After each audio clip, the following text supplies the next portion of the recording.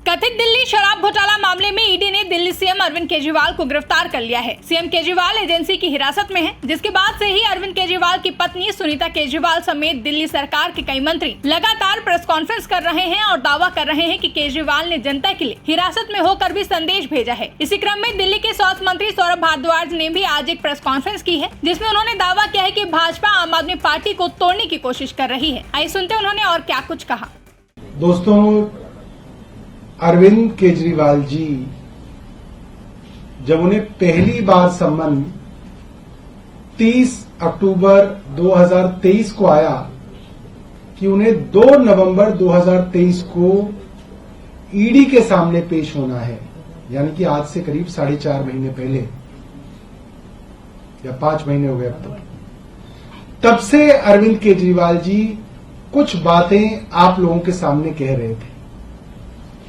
उन्होंने कहा था कि इनका मकसद एक्साइज केस नहीं है, इनका मकसद है अरविंद केजरीवाल को झूठे केस में फंसाना और अरविंद केजरीवाल जैसे ही जेल में जाएं, पीछे से आम आदमी पार्टी दिल्ली और आम आदमी पार्टी पंजाब के विधायकों को किसी तरीके से भारतीय जनता पार्टी में लाया जाए, तोड़ा जाए, सरकार गिराई जाए, पार्टी तोड़ी जाए, क्योंकि लाख कोशिशों के बाद भी भारतीय जनता पार्टी ये बात समझती है कि दिल्ली में और पंजाब में चुनाव लड़के आम आदमी पार्टी को हराया नहीं जा सकता। ये बात साफ है। पंजाब के विषय पे मैं आता हूं। पंजाब में 4 पार्टियां मुख्यतः चुनाव में हैं। पहले नंबर पे आम आदमी पार्टी, दूसरे पे कहीं कांग्रेस, कहीं अकाली, दूसरा तीसरा, चौथे नंबर की पार्टी है भारतीय जनता पार्टी बीजेपी। ये बात तथ्य है, ये मेरा कोई आकलन नहीं है, ये बात सब राजनीतिक लोग जानते हैं कि चौथे नंबर पर आने वाली राजनीतिक पार्टी पंजाब में भारतीय जनता पार्टी है, इनका कुछ नहीं है। और किसान आंदोलन के बाद तो बचा कुचा जो इनकी इज्जत थी वो भी पंजाब में खत्म हो गई है। पंजाब के गांव में बोर्ड लगाए गए थे कि भारतीय जनता पार्टी का अंदर आना मना है। इस तरीके से पंजाब का किसान भारतीय जनता पार्टी से नाराज है। यह भी कहा जा सकता है कि इनसे नफरत करता है पंजाब का किसान। सवाल यह उठता है कि अगर भारतीय जनता पार्टी के हालात पंजाब में इतने खराब हैं तो क्यों भारतीय जनता पार्टी आम आदमी पार्टी के सांसद, विधायक कल तोड़ के ले गई। और कल एक और खबर हमारे पंजाब के विधायकों ने दी कि पंजाब में बहुत सारे विधायकों के पास पार्टी बदलने के लिए, भारतीय जनता पार्टी में आने के लिए उनको पैसा ऑफर किया गया, उनको Y+ सिक्योरिटी ऑफर की गई, उनको पोजीशंस ऑफर की गई, यहां तक कि उनको संसद के अंदर चुनाव लड़ाने की बात भारतीय जनता पार्टी ने कही। मैं समझता हूं कई कारणों से लोग अपनी पार्टी स्विच करते हैं। कई बार ये होता है कि आप अपनी पार्टी में हार रहे हैं, आपकी पार्टी के हालात अच्छे नहीं है, आप दूसरी पार्टी में जाते हैं जिसके बेहतर प्रोस्पेक्टिव होते हैं। मगर पंजाब के विषय में ये बात किसी भी आदमी के लिए समझ से परे है कि आम आदमी पार्टी के सांसद, जिनका संसद का जो कार्यकाल था वो खत्म हो चुका था, जाहिर सी बात है। जो रिंकू हैं, जलंधर से हमारे सांसद थे, उनका कार्यकाल खत्म हो चुका है। ऐसा कुछ नहीं है मॉडल कोड ऑफ कंडक्ट लग चुका है, ऐसा कुछ नहीं है कि वो अब केंद्र सरकार के अधीन आके कुछ करा सकते हैं। कुछ भी नहीं कराया जा सकता। सिर्फ एक चीज की जा सकती है, चुनाव लड़ना। जो वो आम आदमी पार्टी से लड़ते या अब वो भारतीय जनता पार्टी से लड़ेंगे। आप किसी से भी इसका आकलन करा लीजिए, जलंधर में, पंजाब के जलंधर में भारतीय जनता पार्टी चौथे नंबर पे आएगी। ये कुछ भी कर ले, चौथे नंबर पे आएंगे। क्यों एक सांसद चौथे नंबर पर आने के लिए भारतीय जनता पार्टी में आएगा? ये बड़ा सवाल है। कल हमारे 3 विधायकों ने पंजाब में प्रेस वार्ता की। अमनदीप सिंह मुसाफिर बलवाना से हमारे विधायक हैं, शीना लुधियाना से हमारी विधायक हैं, जगदीप गोल्डी कंबोज जलालाबाद से हमारे विधायक हैं। इन तीनों ने बताया कि इन तीनों को ही नहीं, मेजॉरिटी हमारे विधायकों को फोन आए और फोन पे उनको भारतीय जनता पार्टी ज्वाइन करने के लिए लालच दिया गया। मुझे लगता है कि जो अरविंद केजरीवाल कह रहे थे वो बात आज सच हो गई कि सिर्फ और सिर्फ आम आदमी पार्टी को तोड़ने के लिए, हमारी दिल्ली और पंजाब में सरकार गिराने के लिए ऑपरेशन लोटस चलाया जा रहा है।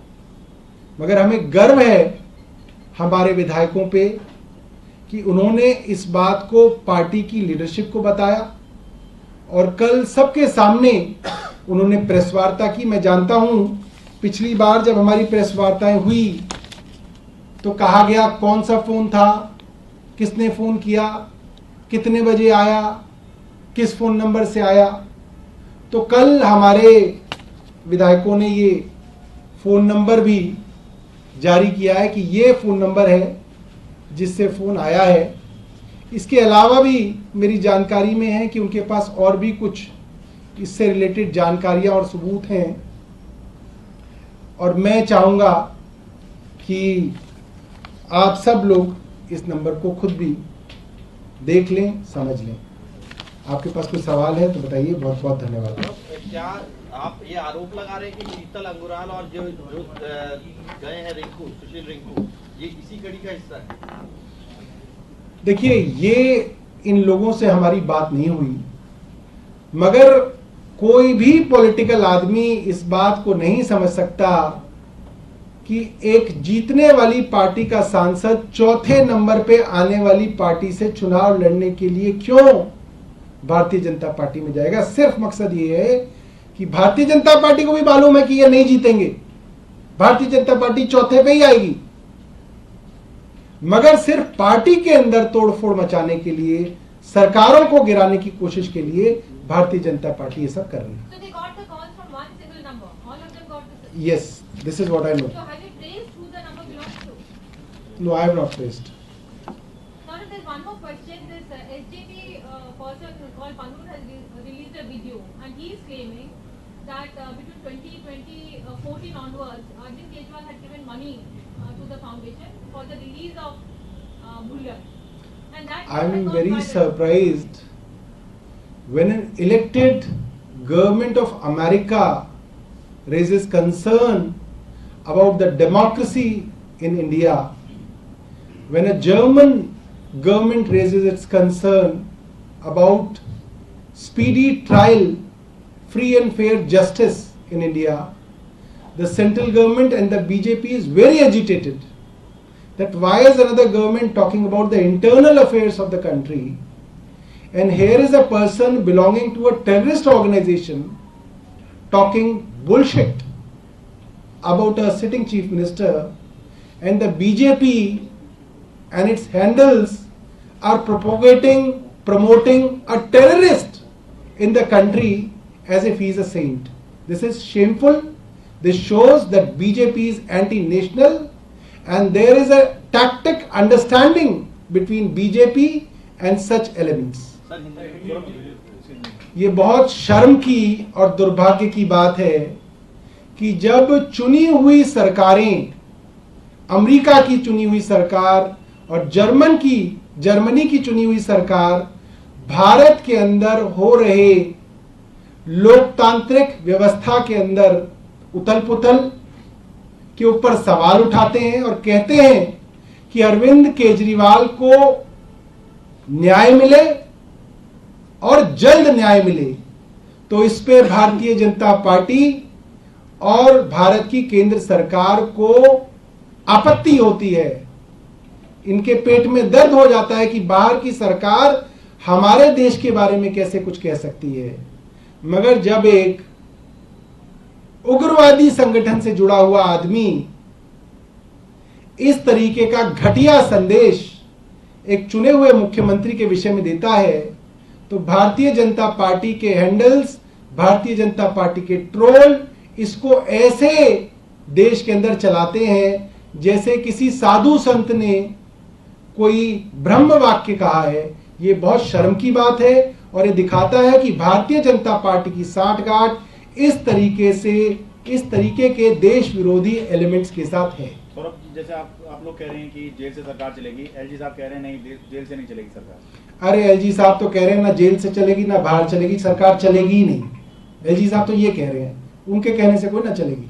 हाईकोर्ट में भी एक जनहित याचिका लगाई गई है जिसमें ये कहा गया है कि इस तरीके से सरकार चलानी नहीं चाहिए, परेशानी होगी। देखिए, ये सभी लोग भारतीय जनता पार्टी के प्रॉक्सी हैं। इसको प्रॉक्सी लिटिगेशन कहा जाता है कि जब आप खुद सरकार गिराने की हिम्मत और नैतिक साहस नहीं रख सकते हैं, क्योंकि जो अरविंद केजरीवाल कर रहे हैं वो नीतिगत है, वो कानूनी ठीक है, वो संविधान उसके अंदर कोई कमी नहीं निकालता है, तो इस तरीके की प्रॉक्सी लिटिगेशन कोर्ट में लाई जाती है ताकि कोर्ट का सहारा लेके इस सरकार को अस्थिर करने की कोशिश करे। मैं चाहूंगा कि कोर्ट भी इस तरीके की चीजों को समझे। अक्सर कोर्ट इस तरीके की चीजों को समझ के टिप्पणियां करते हैं।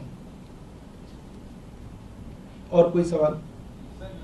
ये खबर है कि गोवा से कुछ नेताओं को पूछताछ के लिए समन जारी किया है आपके नेताओं। देखिए, मैंने भी टीवी पे ही फ्लैश सुना है, मेरे को बहुत ज्यादा कोई व्यक्तिगत जानकारी नहीं है इस विषय में। पता चला है कि कुछ बीजेपी के नेता हैं, कुछ आम आदमी पार्टी से जुड़े हुए लोग हैं। ब्यूरो रिपोर्ट, इंडिया पब्लिक खबर। फिलहाल के लिए इस खबर में बस इतना ही। देश और दुनिया की ऐसी ही तमाम बड़ी खबरों के लिए हमारे YouTube चैनल को सब्सक्राइब करें और बने रहें इंडिया पब्लिक खबर के साथ।